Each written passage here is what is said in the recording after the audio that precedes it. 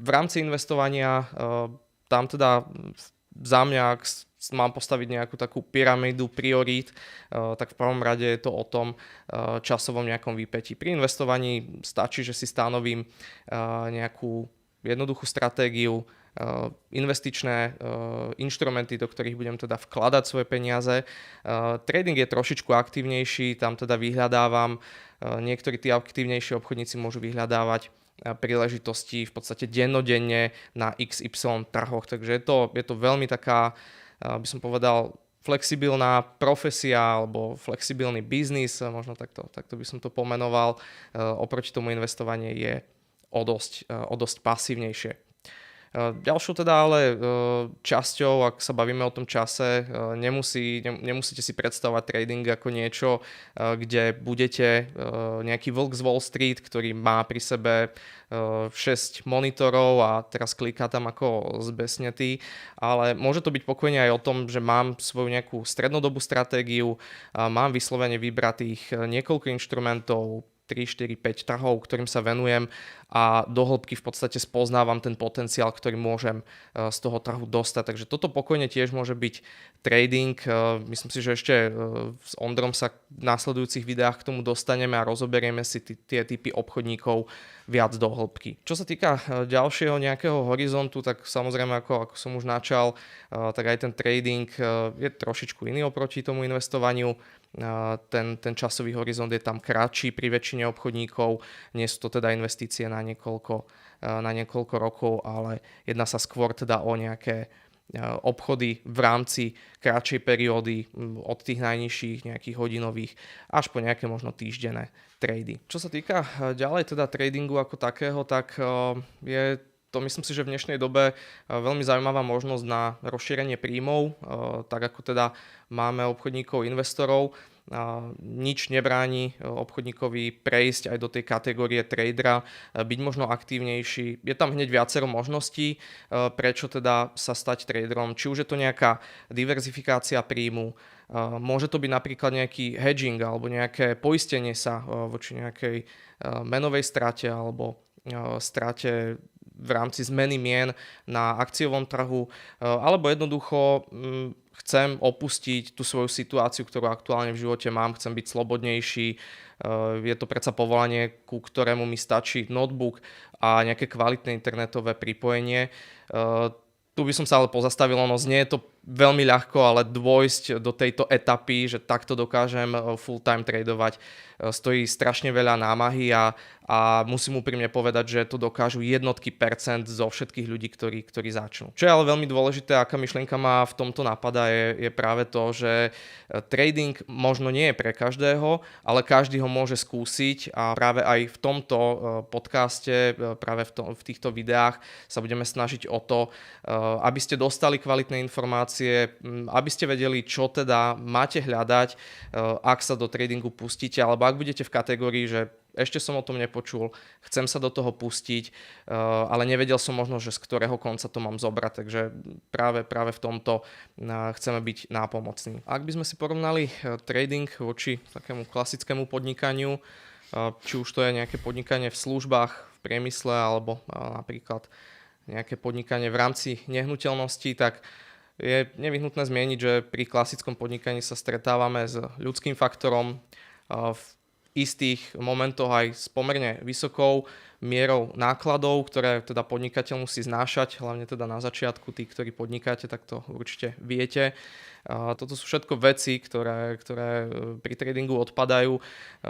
Hlavný váš nejaký nepriateľ je vaša hlava, ako sa hovorí, takže je nevyhnutné, aj tomuto sa budeme venovať v ďalších častiach, ako mať tú hlavu na správnom mieste a ako si tie myšlienky udržať pokope. Možno sa pýtate, že čo ale môžem ako trader obchodovať, s čím môžem obchodovať, tak viac menej je to skoro všetko, čo vás napadne od nejakých menových párov cez komodity, rôzne obchodné formy komodít po celom svete, či už sú to nejaké priemyselné komodity, poľnohospodárske komodity, taktiež svetové indexy, Viac menej okrem tých nejakých fyzických, nejakých takých statických vecí, s ktorými sa v živote stretávame, ako sú napríklad nehnuteľnosti, tak viete obchodovať fakt so všetkým.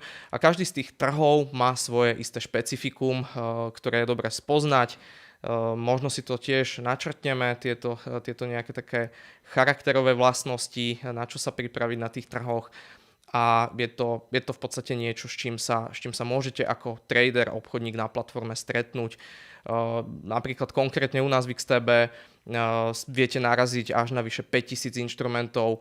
V podstate to, do čoho ste zvyknutí investovať, s tým viete aj tradovať. Je to jedna z možností, ktorú som spomínal, že teda obchodníci sa zvyknú aj hedžovať. Uvediem taký krátky príklad, verím akciám Apple, ale zároveň v momentálnej dobe, myslím, že aktuálne dnes sa obchodujú na nejakých historických maximách. By som chcel z krátkodoba zašpekulovať na to, že tieto akcie poklesnú, dôjde tam k nejakej technickej korekcii, ktorú si analyzujem ako trader a môžem sa práve formou takéhoto tradingu zahedžovať a vyskúšať teda obchodovať s týmito akciami naopak. Ako som už spomenul, je extrémny rozdiel, ak si vezmeme nejaké klasické podnikanie, napríklad ak by som chcel kupovať nejakú nehnuteľnosť, alebo chcel by som do nej zainvestovať, zrenovovať ju, dať ju napríklad do podnájmu. To všetko so sebou prináša nesmierne veľa rizík. Oproti tomu trading, tá aktivita sa premieta do tradingu trošičku v inej podobe a to je viac menej to, že ja s tou platformou ako obchodník doslova v niektorých momentoch vstávam a zároveň pri nej zaspávam. Takže tá aktivita sa premieta práve na tú moju persónu, na tú moju hlavu, ktorú tam musím využívať, mať čistú v rámci tradingu a zároveň za mňa osobne, čo môžem subjektívne povedať, jedna z mála vecí, ktorú v tradingu dokážete riadiť a to je práve riziko, riadenie peňazí. Mohli ste sa stretnúť s názvom už aj money management. Toto sú všetko veci, ktoré sa zlievajú do jednej kopy, ktorú v podstate v tom tradingu využívate a ktorú viac menej je nevyhnutné ovládať oproti takému klasickému podnikaniu, o ktorom určite viacerí z vás počuli. Ako som už spomenul, tá finančná náročnosť pri tom klasickom podnikaní je pomerne významná. Pri obchodovaní a tradingu sa môžeme stretnúť s inštrumentami, ktoré sa obchodujú na tzv. Finančnú páku. Teda môžem si zmultiplikovať ten svoj kapitál, ktorý na tom účte mám. A samozrejme toto všetko mi dáva potom o mnoho väčšie možnosti využiť ten svoj počiatočný kapitál, ktorý na účte mám, s ktorým plánujem obchodovať. Samozrejme na druhú stranu je nevyhnutné zmieniť, že prichádzam aj k väčšiemu riziku. Avšak je to niečo, čo som spomínal a to je opäť ten money management, to moje riadenie peňazí a stanovovanie si svojich limitov, ktoré som ochotný podstúpiť pri tradingu a správne nastavenie práve toho manažmentu mi dokáže dať veľmi, veľmi dobrý nadhľad a veľmi dobrú prácu práve s tými mojimi ďalšími obchodnými stratégiami. Možno by som sa ešte nakrátko vrátil k tomu, s čím som začínal a to je teda investovanie versus trading. A tieto dve slova by sa určite nemali zamieňať, takisto ani vaše alebo moje obchodné prístupy by sa nemali meniť a miešať. Tak ako z investovania by sa nemal stať nejaký tradingový prístup, takisto aj z mojej nejakej tradingovej pozície, ktorá má napríklad nejakú prvotnú výhliadku nižšieho rizika, stanovenie napríklad nejakej expirácie, či už je to týždeň, 2 alebo 1 mesiac, by sa nemala stať investícia na niekoľko rokov, pretože často sa môžeme stretnúť a je to dosť veľké riziko, že z môjho nejakého krátkodobého tradu sa môže stať potom obchod, ktorý vysedávam a v podstate v tej poslednej fáze už len nejak dúfam, že ten trh mi tie moje straty vráti a ten obchod sa dostane aspoň k nule. Takže určite je dôležité tiež stále myslieť na to a tu sa opäť vraciam k tomu manažmentu pozícií, ktorý by tam mal byť a už pri vstupe plánovaní toho obchodu by malo byť jasné, že za akých podmienok ten obchod bude uzatvorený alebo kde ten obchod cieľím v prípade nejakého zisku. OK, a kde si teda myslíš, že investoři dělají největší chyby, když začínají tradovat? Čo sa týka investorov ako takých, tak myslím si, že platí to všade vo svete.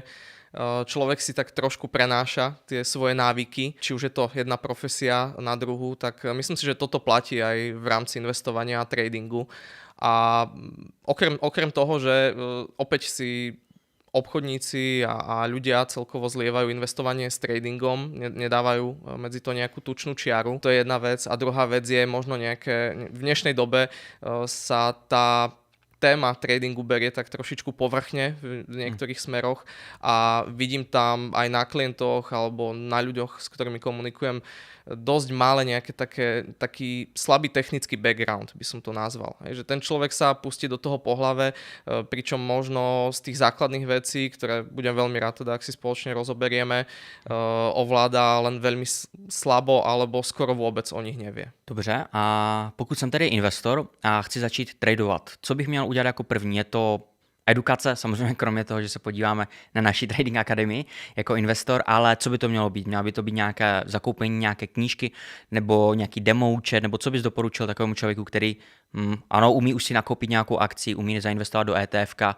rozumí tomu základu, ale chci tradovat, co mám udělat jako první? Určite by som využil tú možnosť, ktorú neúplne všade vo svete máme, ak chcem začať niečo nové, a to je skúsiť si to na nečisto, ale napriek tomu v reálnom prostredí, takže v dnešnej dobe je úplne bežné využívať demo účet.